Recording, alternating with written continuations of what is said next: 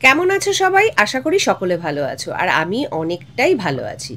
সেই কারণে ঘরের টুকিটাকি কাজের দায়িত্ব নিয়ে নিয়েছি। কারণ কতদিন আর বসে থাকবো? বসে, বসে না বোর হয়ে যাচ্ছি।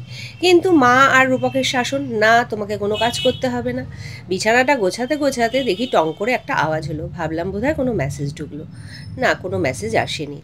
তা যাই হোক, তারপরে বাইরের কিছু জামাকাপড় নিয়ে চলে যাচ্ছি। কারণ কালকে কেচে দিয়েছিল, সেগুলো দেখি আধভেজা রয়েছে। তা সেগুলো মেলবার জন্যই চলে এলাম বাইরে। কারণ এত সুন্দর রোদ্দুর উঠেছে, আর সেখানে না দিয়ে পারি আমি? মানে আমার স্বভাব জানোই তো, এই জামাকাপড় নিয়ে তো আমার একটু প্যানিক আছেই।